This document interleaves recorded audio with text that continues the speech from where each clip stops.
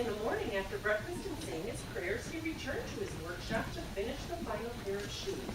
But to his great surprise, there stood the shoes already made upon his workbench.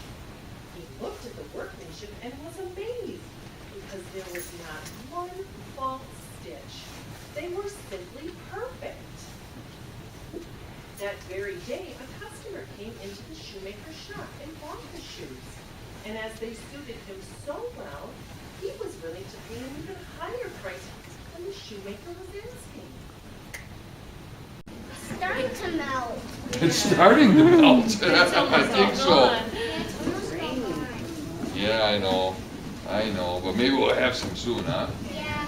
Leather boots and a heavy wool coat of some type of skin coat. Yeah. And a hat to keep himself warm. He carried all the toys on his belt, so he wouldn't have to hold them with his hands. He didn't have a sack or anything like that. No sleigh. He didn't even have a Would've been handy basket to have to a put sleigh. them in. He didn't even have a basket to put them in. Oh. So it was interesting studying. Dishpan. Yeah, I couldn't quite get the word out right. Yes. It's shaped like baby Jesus, huh? Almost looks like they put him. There's a nose. He's got a nose too. He's got a little nose. Yeah, it's like I don't know if I could eat that. Funny. Hedgehog. What was it? Hedgehog what? Hedgehog cake. Hedgehog cake. And then there's almonds ground into the batter too. Yeah, it's mostly almonds. Mostly almonds.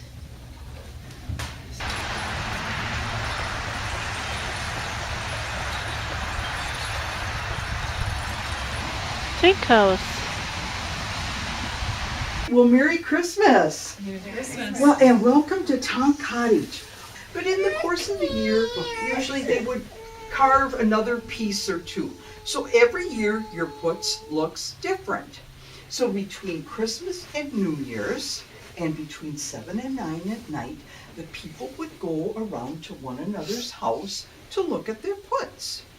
And they actually called it going putzing. Kind of funny, isn't it? Down here, you're not to do that. Okay, good lady. Very good. Good lady and gentlemen, both hands drawn.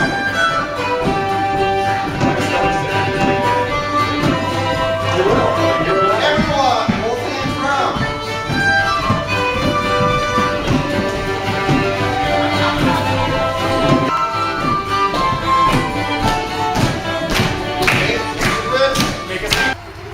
And you'd get your newspaper once a week.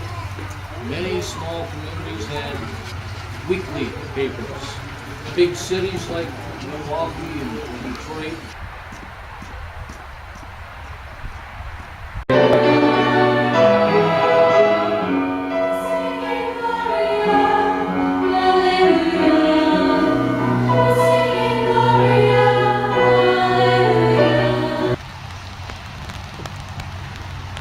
And the ornaments that we used were either homemade paper or you'd make them out of wood. You'd take thread spools and paint them and carve them and make them into ornaments.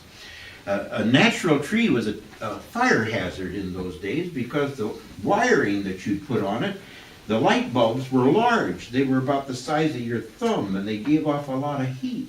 So when the tree was drying out, the heat from the light bulb would set it on fire. It was really dangerous. But they were experimenting with artificial trees. One tree was a wire framework with feathers stuck in it. Another was made out of green, looked like brushes, tubular brushes, all stuck into a vertical trunk to simulate the limbs. Another was made out of aluminum foil that was shredded to make it simulate the needles of the tree. But you couldn't put lights on those because the aluminum foil would conduct electricity and you'd get shocked. So you put a spotlight on the floor and sometimes a rotating color disc in front of it to make the tree look like it was colored. Artificial trees. Star.